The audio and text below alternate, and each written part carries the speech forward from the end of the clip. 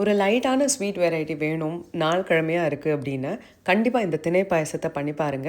நெறைய பேருக்கு இந்த பாயாசம் கண்டிப்பா தெரிஞ்சிருக்கும். ஃபாக்ஸ்டெயில் மில்லட்ன்னு சொல்லுவாங்க இங்கிலீஷ்ல. இதுதான் ஃபர்ஸ்ட் டைம் நான் திணை பாயாசம் பண்றேன். மில்லட் வெரைட்டி ஸ்லோவா தான் நான் ட்ரை பண்ண ஆரம்பிச்சிருக்கேன். குரு பூர்ணிமா அதுமா சரி இந்த ஸ்வீட் பண்ணலான்னு சொல்லிட்டு தான். 3/4 கப்பு திணைய நான் எடுத்திருக்கேன். இத நல்லா 4 to 5 டைம்ஸ் வாஷ் பண்ணிக்கோங்க. இல்ல இது குருணையா இருக்கு சின்னதா, மிஸ் ஆயிடும் வாஷ் பண்ணும்போதுன்னா, வடிகட்டில வச்சு வாஷ் பண்ணிக்கோங்க.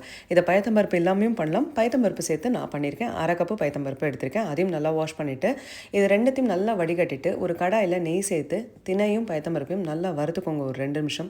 டைரெக்டாகவே ப்ரெஷர் குக்கரில் வச்சு குக் பண்ணிக்கலாம். இல்லாட்டா ஒரு பாத்திரத்தில் சேர்த்துட்டு 1/2 கப்பு தண்ணி நான் சேர்த்துருக்கேன். யூஸ்வலாக 1:2ன்னு சொல்லுவாங்க. நீங்கள் 1லேருந்து 2 கப்பு 3 கப்பு தண்ணி கூட சேர்த்துக்கலாம். நல்லா குழைவாக வரும். இன்ஸ்டன்ட் பாட்டாக இருந்ததுன்னா 10 நிமிஷம் ஹை ப்ரெஷர் குக்கிங் மோடில் வச்சுக்கோங்க. இப்போ நான் ப்ரெஷர் குக்கரில் மூடியை போட்டு ஒரு 5 விசில் விட்டுருக்கேன். 3லேருந்து 4 விசில் இல்லாட்டா 5 விசில் கூட விடலாம். 3/4லேருந்து 1 கப்பு ஜாகரி எடுத்திருக்கேன், அதாவது வெல்லம். அதுதான் என்னோடய ஸ்வீட்டுக்கு தேவையானது. 1/2 கப்பு தண்ணி சேர்த்து அதை வடிகட்டி தனியாக எடுத்து வச்சுருங்க. வெல்லத்தை கரைச்சாலே போதும், பாகாக்க வேண்டாம். நெய்யில் முந்திரி பருப்பும் திராட்சையும் தாளித்து அதை தனியாக எடுத்து வச்சுக்கோங்க. ஒரு கடாயில் அந்த வடித்த வெள்ளை தண்ணியை சேர்த்துட்டு இந்த தினையும் பயத்த பருப்பும் நல்லா குழைவாக வடிஞ்சிருக்கும். அதை நல்லா மசிச்சு அதோடு சேர்த்து கலந்துருங்க. குங்குமப்பூ ஆப்ஷனல் தான்.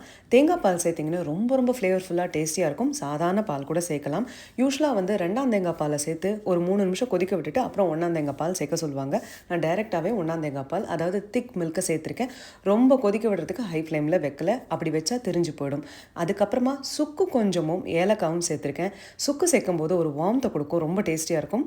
அதுக்கப்புறம் முந்திரி பருப்பும் திராட்சையும் சேர்த்து சூப்பராக இருக்கும். அதை சர்வ் பண்ணுங்கள்.